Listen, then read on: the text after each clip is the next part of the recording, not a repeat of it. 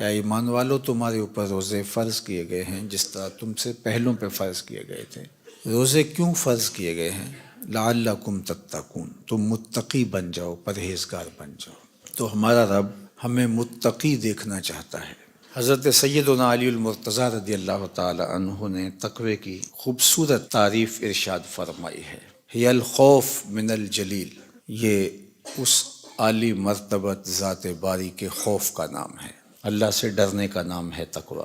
وہ صرف ہمارا خالق ہی نہیں، ہمارا مالک اور رب ہی نہیں، ہمارا محبوب بھی ہے۔ والذین آمنوا اشد حبا للہ، ایمان والے اپنے رب کو ٹوٹ کے چاہتے ہیں، شدید محبت کرتے ہیں اپنے رب سے۔ تو جس سے محبت کی جائے تو اس کی ناراضگی سے ڈرا جاتا ہے، اس کے تو تھوڑے سے تیور بدل جائیں، اس کا التفات کم ہو جائے تو زندگی اجڑنے لگتی ہے۔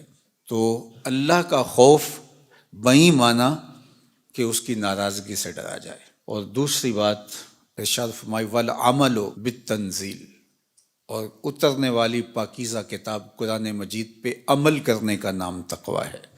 اور پھر فرمایا والقناعۃ بالقلیل، اور تھوڑے پر قناعت کرنا۔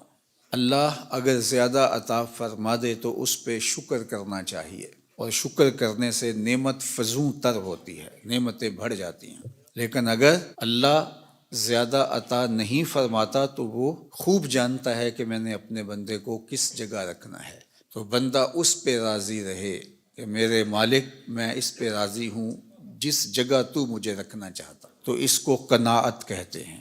اور یہ تقوی ہے کہ اللہ پر بندہ ایسے راضی ہو جائے کہ اس کی عطا کردہ ہر نعمت پر وہ زیادہ ہے تب بھی راضی ہو، کم ہے تب بھی راضی ہو۔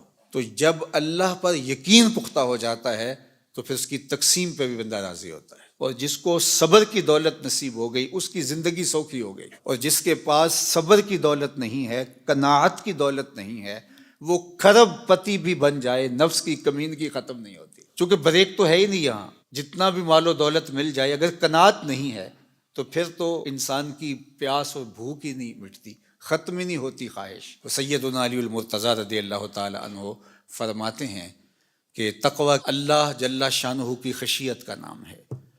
تقوی قرآن مجید پر عمل کی توفیق کا مل جانا ہے۔ تقوی اللہ کے دیے پر راضی ہو جانا ہے۔ چوتھی چیز جو تقوی کا جز آپ نے بیان فرمایا والاستعداد لیوم الرحیل، جو رحلت کا وقت ہے، دنیا سے جانے کا وقت ہے، اس کے لیے تیاری، یہ تقوی ہے۔ اگر ہمیں یہ چار چیزیں نصیب ہو گئیں تو سمجھو اللہ نے تقوی کا نور نصیب فرما دیا۔ اور یہ میرا اور آپ کا مقصود ہے۔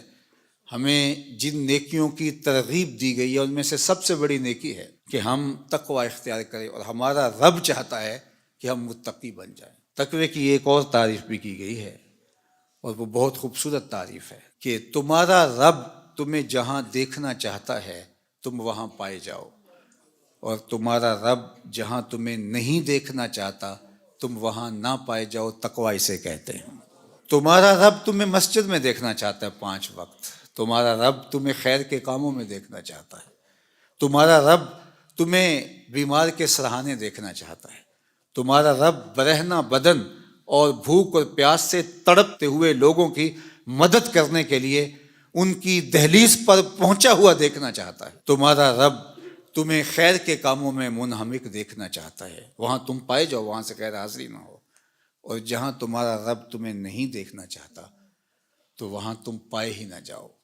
تمہارا رب تمہیں کسی ایسی جگہ پہ نہیں دیکھنا چاہتا جو تمہارے منصب کے لائق نہیں ہے، اس نے تمہیں دست قدرت سے بنایا ہے۔ اللہ اکبر!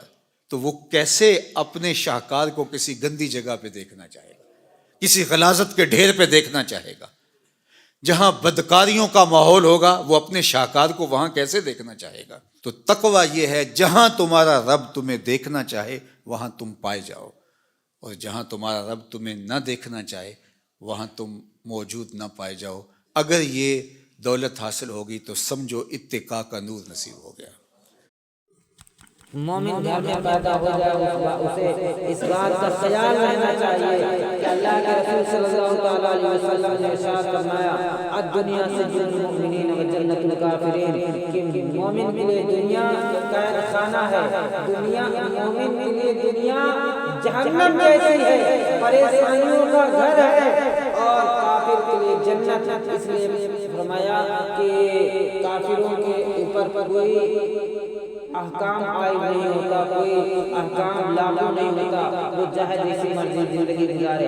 لیکن جو بندہ لا الہ الا اللہ محمد رسول اللہ پڑھ لیتا ہے تو پھر اس کے اوپر ذمہ داری ہو جاتی ہے کہ پھر اسے جب کھانا ہے تو رسول اللہ کے طریقے سے کھانا ہے، جب بولنا ہے تو حضور کے طریقے سے بولنا ہے، جب لیٹنا ہے تو حضور کے طریقے سے لیٹنا ہے، جب کھانا ہے تو حضور کے طریقے سے کھانا ہے، جب بچوں سے بات کرے گا تو حضور کے طریقے سے بات کرے گا، جب بیوی کے ساتھ پیش آئے گا تو حضور کے طریقے کے ساتھ پیش آئے گا، جب جو ہے خلوت میں ہوگا تو رسول اللہ کے طریقے پر ہوگا، جب جلوت میں لوگوں کے سامنے ہوگا تو رسول اللہ کے طریقے پر ہوگا، اگر وہ راستے سے جائے گا تو رسول اللہ کے طریقے پر وہ چلتا ہوا جائے گا، جب وہ بازار جائے گا تو رسول اللہ کے بتائے ہوئے طریقے سے بازار سے گزرے گا، جب وہ جو لوگوں کے ساتھ مشاورت کرے گا تو وہ رسول اللہ کے بتائے ہوئے طریقے پر عمل کرتے ہوئے کرے گا،